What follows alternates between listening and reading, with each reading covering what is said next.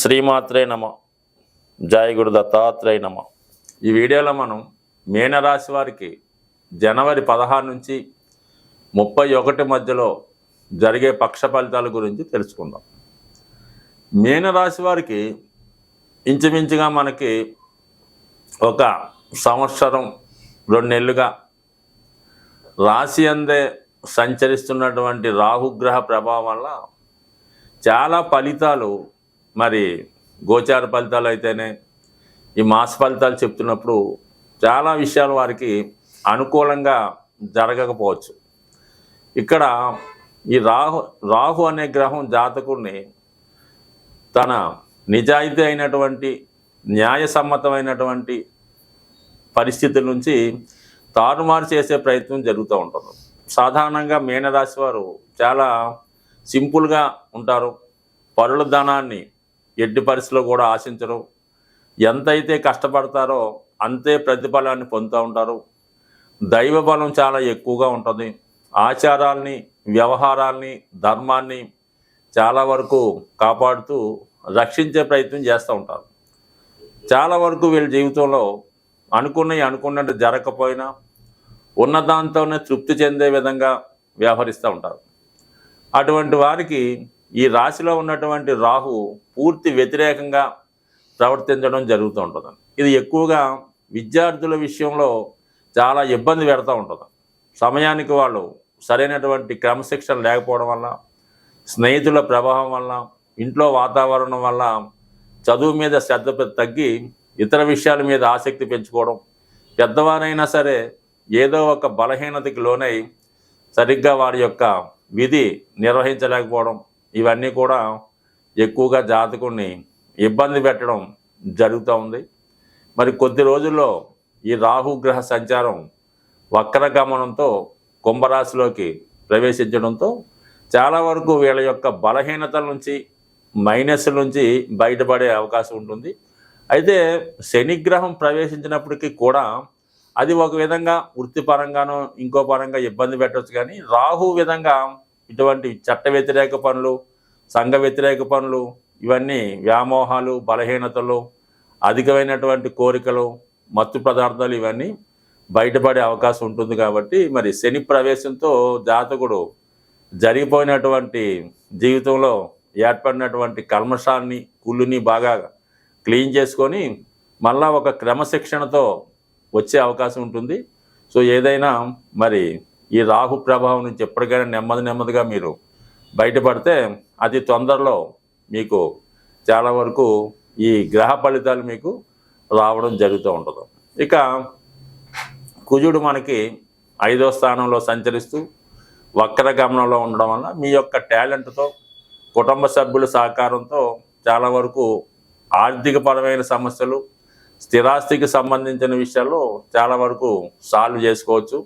అయితే ఏంటంటే చాలా వరకు అక్కడ కూడా ఏదో ఒక ఇబ్బంది మాట, ఏదైనా సరే బ్యాక్ డోర్లోనే జరిగే ప్రయత్నం తప్ప స్వచ్ఛంగా డైరెక్ట్గా ప్రయత్నం చేస్తే ఏది కూడా జరగదు. ఇక మనకి జనవరి 21న వక్రగమనంలో ఉన్నటువంటి కుజుడు చతుర్థ స్థాన ప్రవేశంతో జాతకుడు కొంతవరకు మరి ఏదైనా స్థిరాస్తి కొనే ప్రయత్నం కానీ, ఉన్న ప్రాంతం నుంచి వేరే ప్రాంతానికి మైగ్రేట్ అవ్వడం కానీ జరిగే అవకాశం ఉంది. కొన్ని రుణ సమస్యల నుంచి కూడా బయటపడడం కూడా జరుగుతూ ఉంటుంది. బట్ ఏదైనా విద్యార్థులకి ఇది అంత అనుకూలం కాదు. చదువులో విపరీతమైనటువంటి ఆటంకాలు, చదివిని మర్చిపోవడం జరుగుతూ ఉంటుంది. స్పెక్యులేషను, షేర్ మార్కెట్, జోదం, పేకాట, పందాల్లో ఉన్నవాళ్ళు చాలా వరకు ఈ సమయంలో నష్టపోయే అవకాశం ఉన్నది. అంటే ఏదేమైనా రాహు ఇబ్బంది పెడుతున్నప్పుడు కుజుడు ఆటోమేటిక్గా డైవర్ట్ అవుతూ ఉంటాడు. ఇటువంటి వాటి మీద దృష్టి పెడుతూ ఉంటాడు. కాబట్టి సాధ్యమైనంత వరకు ఏదైనా చట్ట పరిధిలో, చట్టానికి లోబడే జాతకుడు వ్యవహరించాలి తప్ప అవుట్ ఆఫ్ బాక్స్ అని అక్కడ ఉన్నటువంటి చట్టాలకు వ్యతిరేకంగా ప్రవర్తించినప్పుడు ఖచ్చితంగా జాతకుడు ఏదో ఒక బ్యాడ్ క్రియలో ఇన్వాల్వ్ అయ్యి మరి ప్రభుత్వ శిక్షించబడడం కానీ, అప్రతిష్ట పాలవడం కానీ జరిగే అవకాశం ఉంటుంది. కాబట్టి జాగ్రత్తగా వ్యవహరించడం మంచిది. అయితే గురువు తృతీయ స్థానంలో వక్రగమనంలో ఉంటూ మీరందరికీ చాలా మంచి సలహాలు ఇస్తూ ఉంటారు.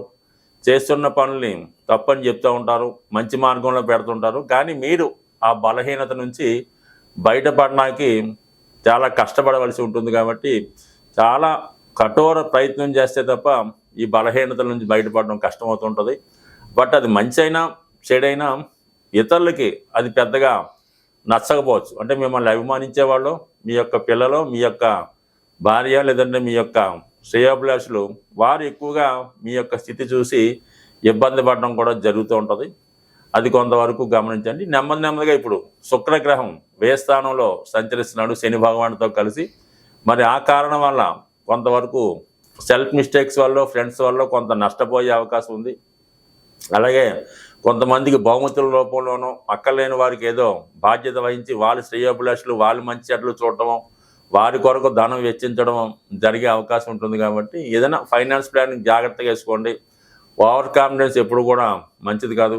ఏదేమైనా ఈ మీనరాశి వారు ప్రస్తుతం ఏదైనా ఒక మంచి కార్యక్రమంలో పాల్గొనడం వల్ల, మంచి వారితో సాహసం చేయడం వల్ల, ఏదైనా ఒక గొప్ప గురువుని, ఆధ్యాత్మిక గురువుని ఆశ్రయించి అతన్ని ఫాలో అవ్వడం వల్ల నెమ్మదిగా వీటి నుంచి బయటపడి, ఏదేమైనా ఈ రాహు ఇంచుమించుగా బహుశా మే 28 వరకు ఎప్పుడో ఉండొచ్చు.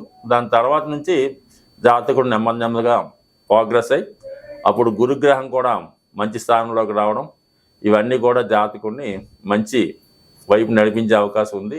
గోచార ఫలితాలు గమనిస్తున్నప్పుడు ఈ వార ఫలాలు, పక్ష ఫలాలు, మాస ఫలితాలు కూడా తొందరగా ప్రయాణించే గ్రహాలు అంటే కేవలం శుక్రుడు, బుధుడు, కుజుడు, రవి, ఈ 4 గ్రహాలు బేస్ చేసి మనం ఈ మాస ఫలితాలు చెప్పడం జరుగుతూ ఉంటుంది. జనరల్గా నెలకు ఒకసారి రవి రాశి మారుతూ ఉంటాడు కాబట్టి రవి గ్రహం మోస్ట్ ఇంపార్టెంట్గా ఫలితాలు ఇవ్వడం జరుగుతూ ఉంటుంది.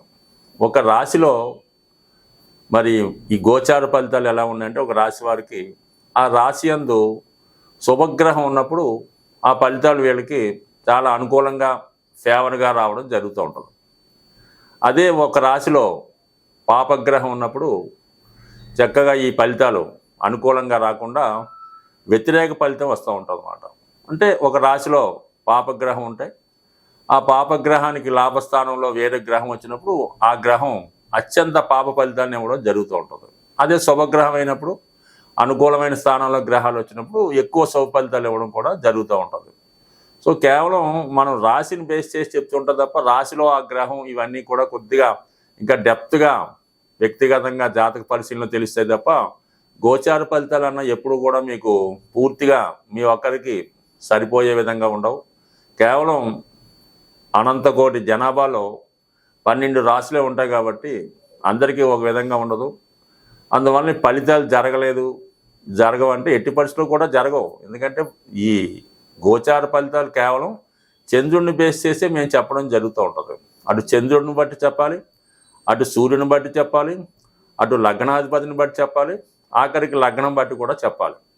ఈ విధంగా ప్రతి గ్రహాన్ని అనుసరించి కూడా ఫలితాలు ఉంటాయి. కాబట్టి మనం చెప్పేది కేవలం ఓ 10%, 5% ఎప్పుడన్నా మీకు సరిపోవాలి తప్ప కేవలం ఇది సూచిక మాత్రమే తీసుకోవాలి. బట్ ఏదైనా మీ యొక్క జన్మజాతకంలో రవి బలంగా ఉంటే అన్ని గ్రహాలు మీకు అనుకూలిస్తాయి.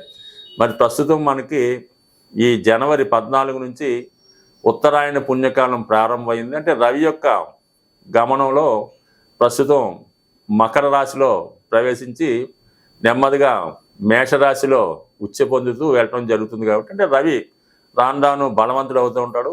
దానికి నిదర్శనమే మనకి ఈ ఎండలు తీవ్రంగా విపరీతంగా పెరుగుతూ ఉంటాయి. సో అందువల్ల ఈ సమయంలో మీరు రవిగ్రహాన్ని ఆరాధించడం వల్ల, అంటే రవిని ఆరాధించడం అంటే ప్రతిరోజు సూర్య నమస్కారం చేసుకోవడం, ఆదివారం నియమంగా ఉండడం. ఎవరైతే వృద్ధులు కొంత ఖాళీగా ఉన్నారో, అనారోగ్య సమస్యలు ఉన్నాయి, పిల్లలకి పెళ్ళిళ్ళు అవ్వటం లేదు, ఏ విధంగా కలిసి రావట్లేదు అనుకున్న వాళ్ళు ఒకసారి ప్రయత్నం చేసి చూడండి. రామకోటి రాసే ప్రయత్నం చేయండి. మరి అది మీకు నెమ్మదిగా మీ కుటుంబ సమస్యల్ని సాల్వ్ అయ్యే విధంగా పనిచేస్తుంది. లేదా ఆదిత్య హృదయాన్ని వినటం, అంటే పూర్తి అర్థం తెలుసుకొని దాన్ని మనం పారాయణ చేయాలి. అలాగే రామాయణాన్ని విన్నా చదివినా, మరి ప్రవచనకాలు చెప్పింది విన్నా కూడా బాగుంటుంది. రాముని చరిత్ర తెలుసుకున్న రామరక్షా స్తోత్రం అని ఉంటుంది. అది రామబాణంలాగా ఎంత గొప్ప సమస్యలైనా పరిష్కరించే అవకాశం ఉంది. సో ఈ విధంగా మీరు ప్రయత్నం చేయండి. ఇది కాకుండా ఇంకా సులువైన మార్గం ఏంట్రా అంటే శివునికి శుభ్రమైనటువంటి మంచినీళ్ళతో అభిషేకం చేయడం. అంటే మీరు కేవలం పుణ్యక్షేత్రాల్లోనూ శివాలయంలోనే కాకుండా మీ గృహంలో కూడా మీరు ఒక పూజా మందిరంలోనో మీ ఇష్టం ప్లేస్లోనో లేదంటే మీ యొక్క గోశాల్లోనూ ఒక శివలింగాన్ని టెంపరీగా ఏర్పాటు చేసుకొని చక్కగా స్ఫటికలింగాన్నో రాతిలింగాన్నో పెట్టుకొని చక్కగా అభిషేకం, పెద్ద మంత్రాలు కూడా అక్కర్లేదు, కొద్దిపాటి మంత్రంతో మీరు శివుణ్ణి నిత్యం అదే పనిగా ఒక పిచ్చివాళ్ళగా అభిషేకం చేసి చూడండి. ఎంత గొప్ప సమస్య అయినా మీకు సాల్వ్ అయ్యే అవకాశం ఉంటుంది. బట్ ఏదైనా జాతకంలో రవి బలం ఉంటే అన్ని గ్రహాలు అనుకూలిస్తాయి. రవిగ్రహం అనుగ్రహం ఉండాలంటే ఆదివారం కంప్లీట్గా నియమంగా ఉండాలి. అలాగే ఆదిత్యోదయం పారాయణ చేసుకోవాలి. పెద్దవారి అందంటే ముఖ్యంగా తండ్రి గురువు సమానులతో వారిని దైవంగా భావించి సాధ్యమైనంత వరకు వారికి సేవ చేయక్కర్లేదు, కేవలం మర్యాద ఇస్తే చాలు. స్వస్తి.